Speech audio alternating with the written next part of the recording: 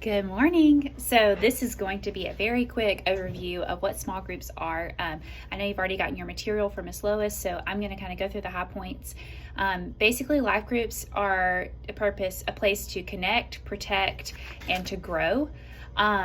We believe that relationships are the basis of life change, just like we know through our relationship with the Lord. So we're going to use these groups to build relationships built around common interests. So for you, that is a grief group. It's something that, nobody wants to experience, but unfortunately, it's something that you're an expert in, and the Lord's going to use that. So using your passions and your desires and things that burden you or things in your life, and you're inviting other people to come alongside you and experience life with you, hence life group. So the time, the meeting place, what you're going to do should all be things that you're already doing. So I'm not going to ask you to host a skydiving course because you don't skydive.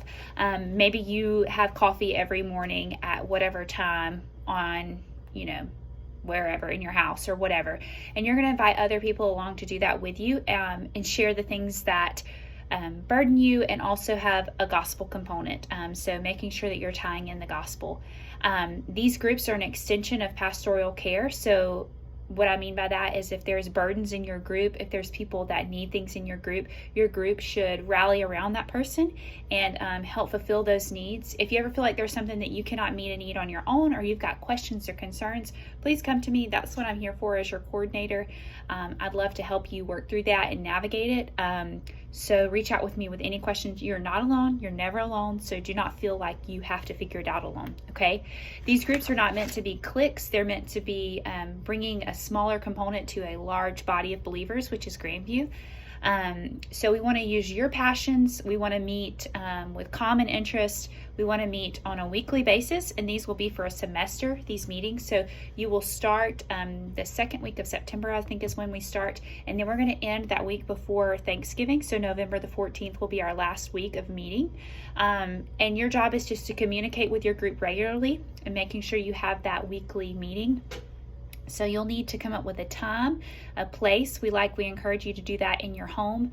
So if we kind of look at section 2 here, we encourage you to meet inside the home, so outside of the church building, and that could be at a coffee shop, a conference room in a library, outdoors in a park, if you're not comfortable with people coming to your home.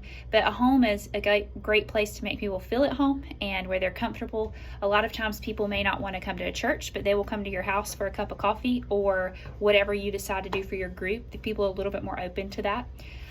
So you're in charge of fellowship, a topic or activity, the spiritual component, and ministry. That's how you're going to lead your group. It's not rocket science. Don't make it hard. Just do what you already know and add the gospel component to it, and you'll be good as gold. You want to avoid things like business, offering, unapproved speakers or material, and controversial topics. So if you've got any questions, let me know. Also, I'm going to need to know what you're going to be talking about. If there's like a whatever your gospel component is. However, you're going to lead people back to the gospel and the truth. Those are one of the things I'm going to need to know before we start the group. So preparing for your group, you obviously want to invite people. You want to email them or call them, create a message or a way to stay in contact with them weekly. Have something at your first group, some kind of snack or refreshment, just to kind of make you feel homely. And then just have an inviting environment. That does not mean spotless. That does not mean extravagant. It just means welcoming.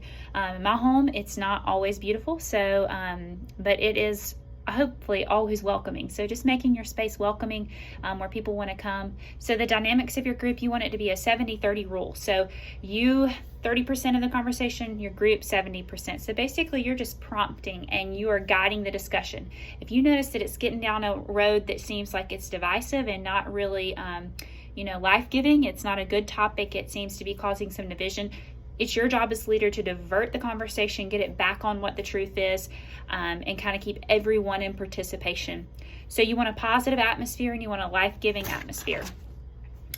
We talk about that fear factor in section 3. A lot of our leaders are new this semester, including you. So we're excited to have you, but when you're afraid, we must rely on the Lord. We've got scripture there.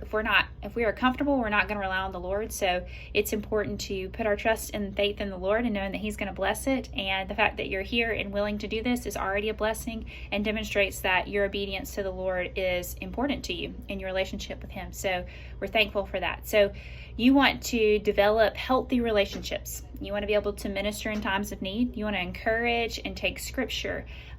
Prayer is the key component of life groups. So praying before you get there, getting yourself ready, go ahead and praying over your people that are going to be there, your space. If you can think about it, pray for it. And then incorporating prayer into your life group as well when it's appropriate. So once you've developed this group and you start seeing needs of people and you're ministering, and you're not going to be the only minister. Other people are going to be there ministering to each other. That's the beauty of a life group. You're facilitating this time.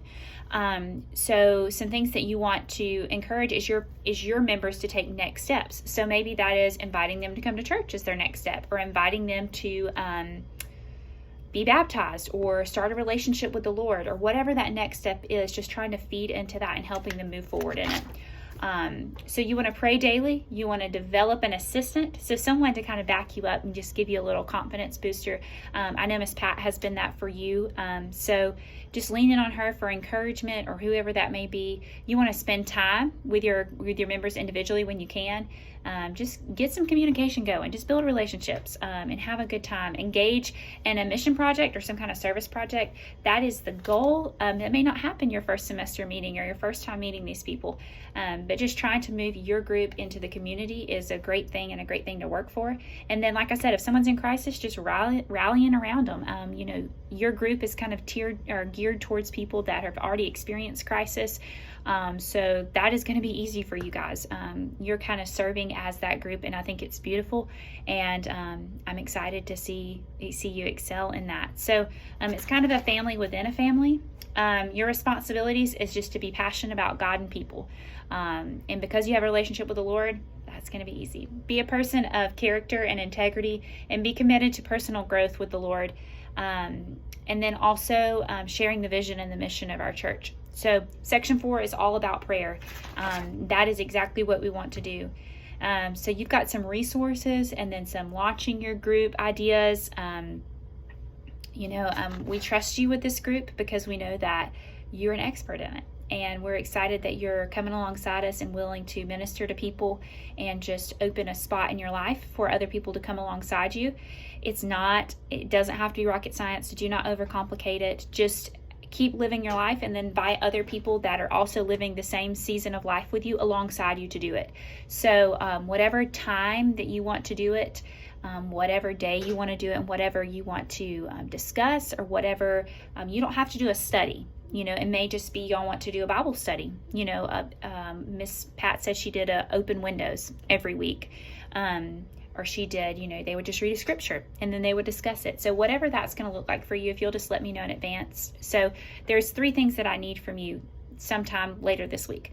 I need your meeting time and date so that I can make sure that we're not overlapping a lot of groups. I need your target group, which I already know that is going to be widows. And then I also need your gospel component. So what that's going to look like, how you're going to incorporate the gospel into your group. And that's really it. So this coming Sunday, we will have our Life Group Expo, which I don't know if you got to come and be a part of our last one, but I will have you a half of a table, so a standard rectangle table. You'll have half of it, and I'll have a sign-up sheet. And after church, if you'll just stand up there with your sign-up sheet, we'll have an opportunity for people to come around and peruse the groups to see what we're offering this semester. And then that will be one way to facilitate inviting people. And then outside of that, you're going to have about 2 or 3 weeks to really contact people personally, or reach out to people that might be benefit from your group, and invite them to your group. So that's the reason we do the launch in church before we actually go live in September. So to give you time to kind of recruit people to come to your group, tell them what it's about, a day and time so they can plan to be there, and really just getting you ready to roll. So any questions that you have, you always can contact me, call me, text me, whatever. If I don't respond, I will get back to you. it just means that I was busy. Not that I didn't want to talk. I was busy in the moment. So I'm always here for you. I'm your coordinator. So let me help you. Don't ever feel like you're in a spot where you've got to do it by yourself.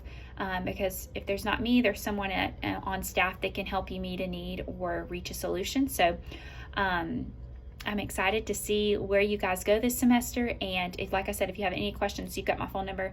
So the back of your booklet here, feel free to read through all of this. It's just basically leading you in references and ideas and things like that. It's all just a resource for you.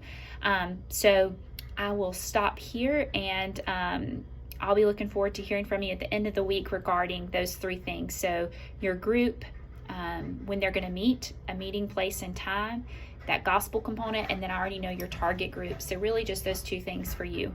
And if I've not heard back towards the end of the week, I'll get with you. But if you'll go ahead and plan to kind of have something on your table that kind of represents you, like if you're going to have donuts every week, a big donut would be great. Or if you're just gonna have a coffee cup on your table, just something that represents your group to kind of draw people in on Sunday. It can be just whatever. You can just stand there and smile and be pretty. So if you've got more questions about that, let me know. But we will be directly after church. So if you want to come before church, a little bit before church time, and put whatever you want on your half of the table, that would be fabulous. If not, or if that's an issue, just let me know, and we'll go from there, okay? But I hope you have a great day and a great rest of the week.